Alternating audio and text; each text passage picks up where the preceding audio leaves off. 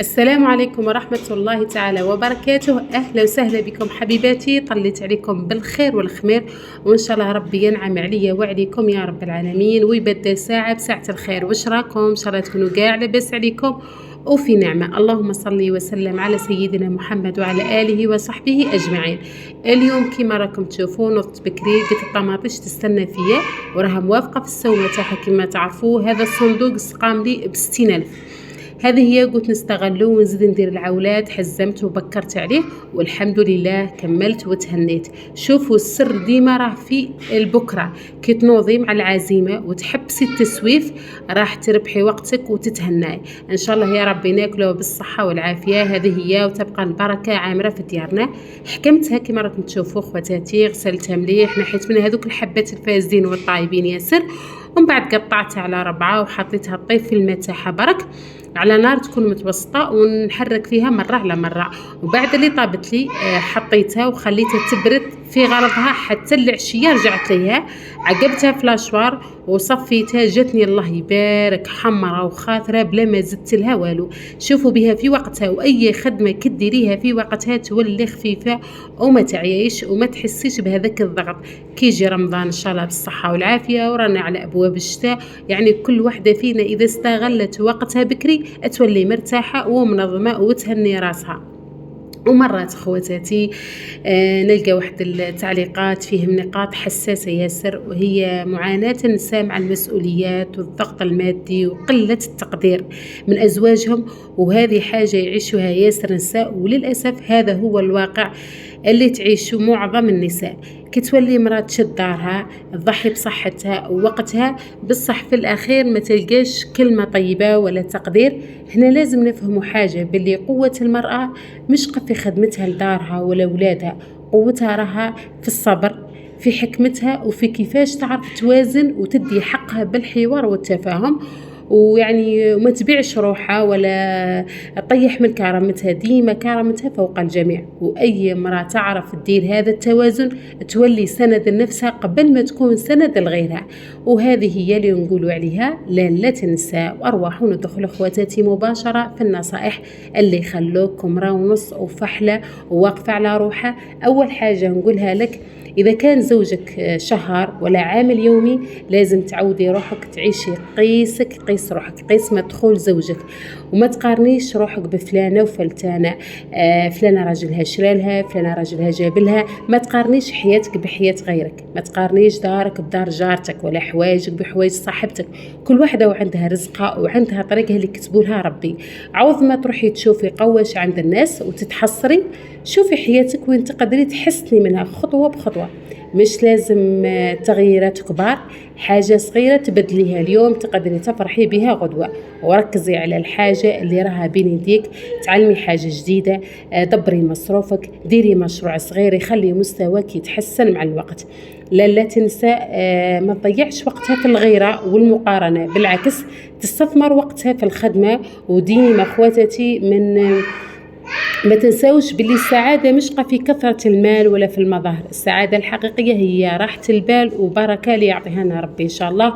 وفي النهاية يعني ما نكذبوش على رواحنا. ربي خلقنا درجات، خلق القادر وخلق المتوسط وخلق اللي أقل منك انتي. ثاني حاجة اللي نزيدها لك، عودي روحك يعني وعودي نفسك على التوفير. ديري مبلغ ادخار لنفسك باش توصلي للهدف تاعك. وإذا كان عندك هدف مثال شراء سيارة ولا بناء منزل، لازم تهتمي بالضروريات برك. تستغني على الكماليات، ما تقعديش تعاندي في اختك ولا جارتك ولا مرت خوك كما قلت لك، تشوفيهم شراو حوايج كوسميتيك ولبسه جديده تروحي تجري وتعانديهم. لازم هذوك ثاني السقايط اللي راكم تشرو فيهم بشكل يومي لوليداتكم تنقصوهم، وراكم كامل تعرفوا الكماليات. الحاجه الاخرى لازم تعودوا وليداتكم الحاجه اللي طيبوها ياكلوها ويقنعوا بها. ما حبش ياكل خلي عليه، هذا راه شبعان ما نعطيلوش انا يروح يشري بيض ولا كاشير من برا، لا كي يا خويا رجعي ياكل طيابك والماكله تاعك. اذا فضلت لك ما ترميهاش، خليها في الثلاجه وعاودي حطيها لهم عادي جدا. خلوكم من التبذير، عندك خبز صابح ما طيشيش، حميه على الطاجين واعطي لهم ياكلوه، والحمد لله على النعمه. لازم الوحده تكون واقفه على روحها وما تعيشش على خاطر راجلها والناس اللي دايرين بها، تكون واقفه بخدمتها بيدها وقفه زتها. مش لازم يكون عندك الملايين باش تكوني لا تنسى، بالعكس المرأة اللي تعرف تدير بالقليل وتخلي دارها عامرة بالبركة وما تشكيش وديما الله يبارك تلقاها متفائلة، هذه هي لا تنسى. وكما تشوفوا خواتاتي اليوم درت لكم حريرة بالعدس الأحمر ومعها خضرة متنوعة كما الكابوية، كورجيت، طماطيش، بصلة، زروندية، وهذه راها وجبة صحية تعطيهم الصحة والطاقة وتخلي ولادتنا ياكلوا الخضرة بلا ما يحسوا. باش لازم عليا نطيب ياسر ولا نتعب روحي، بالعكس نختار واش يفيدهم ويريحني في نفس الوقت. درت غدايا مع عشايا نتهنى ونكون مرتاحة، وإحنا كامل أمهات نفرحوا كي نوكلوا وليداتنا حاجة صحية وطيبة. وزيد عندي العشية واش نخدم، ماذا بيا نقص على روايحتي. هذه هي المهم، كملوا الفيديو حتى للأخير إن شاء الله يعجبكم وتستفيدوا من النصائح اللي جبتهم لكم نهار اليوم. قلت لكم باللي المرأة اللي تعرف تدبر بالقليل وتخلي دارها عامرة بالبركة وما تشكيش وديما الله يبارك متفائلة، هذه هي لا تنسى. عارفة تعمر دارها بالحكمة، بصح في نفس الوقت ما تفرطش في قيمتها ولا صحتها النفسية والجسدية. شوفوا خواتاتي، ثاني كاينة حاجة أخرى، بيت الخزان ما تنساوهش لازم تديروا فيه.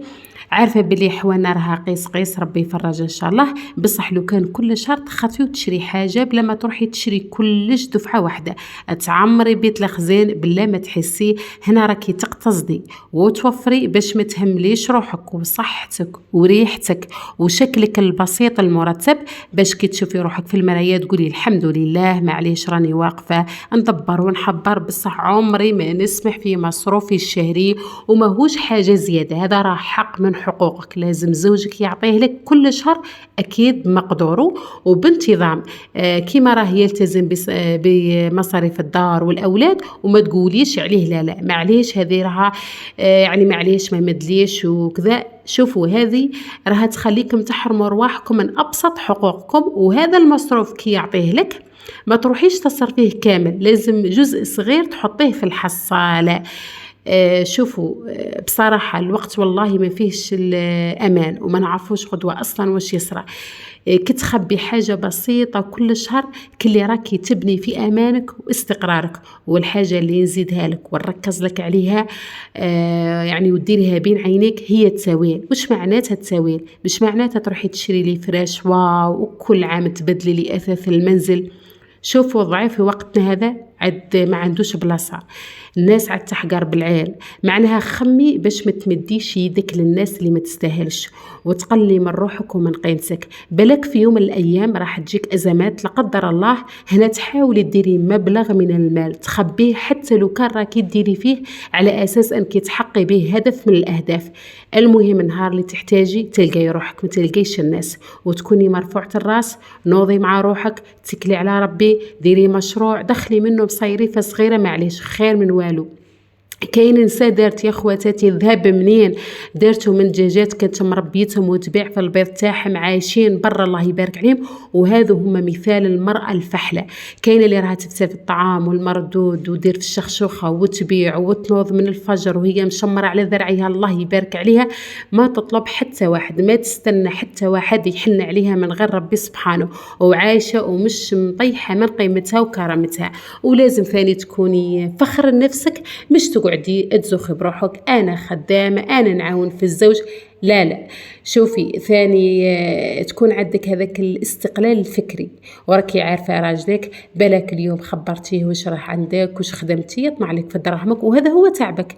ما قلتلكش انا ما تعاونيش، بالعكس عاوني الزوج تاعك، خاصه هذاك الانسان اللي راه يطيح وينوض ما يلحقش، بصح هذا راه على حساب نفسك وتعبك. ديري شوفي ديري تحديات، ديري الحصالة، أخدمي، تسكلي على روحك، ديري ذهب ليك لبنيتك نياتك وعلى هلاله. اخذ في كل مره حاجه، ديري بيت الخزين كما قلت لكم، وان شاء الله رايحه نشارك معكم كيفاه رايحه نبداه، نزيد نحفزكم اكثر ونبداو كامل مع بعضنا. وديما ديما افتخري بنفسك لانك يا ربة بيت وناجحه وما لازمش تفشلي. وما تنسايش صلاتك، دعائك ونيتك الصافية. المرأة القريبة من ربي تبقى ديما واقفة مهما هزتها الدنيا.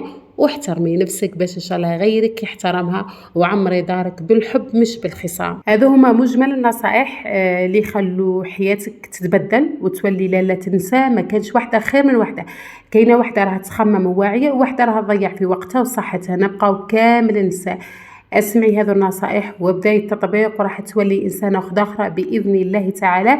وهذا الفيديو ان شاء الله يا ربي يعجبكم تاع نهار اليوم، تستفيدوا منه ويكون خفيف ظريف على قلوبكم، وتفرحوا بيا كي نطلع عليكم تسمعوا صوتي. وما تبخلوش خدكم بالدعم اللي راني محتاجاته باش ما نتعبش وما نفشلش ونكمل ونحسن من مستوى الفيديوهات. وكل مره ان شاء الله نجيب لكم موضوع جديد. حطيت الغدا كما شفتوا متنوع، حريره، سلطه خضراء والحرور، مش شرط اللحم باه نطيب. القناعه والرضا والحمد لله على كل حال. كسره مطلوع وما كانش خير من ريحتها في الدار، الله يبارك. هنا خواتاتي كما راكم شوفوا الطماطيش وجاتني كميه لاباس بها، كلش راه غالي كما راكم عارفين. لو كان ما نستغلوش العوله ونديروها ما نلحقوش، خصوصا لاصحاب الدخل المحدود. شوفوا هنا الكميه اللي جاتني، الله يبارك ان شاء الله بارك يا ربي ناكلوها بالصحه والعافيه وتنوضوا وتتحزموا وتعندوا اختكم. هذه هي. هنا راني نوريكم بعد اللي كملت وشحال فرحت والله، يطلع لي المورال، تهنيت واحد الاحساس الله يبارك. كملت الطماطيش تاعي كما شفتوا، غسلت الماعين، حطيتهم يقطروا، درت بريق تاع اتاي، حبه تاع مسكوته، ودرت المايز. راح ندير لهم حفله بسيطه جدا تاع جيل التسعينات. المهم اللي عندي درتها لوليداتي. وهذه هي، نخليكم على خير وتهلاو في رواحكم.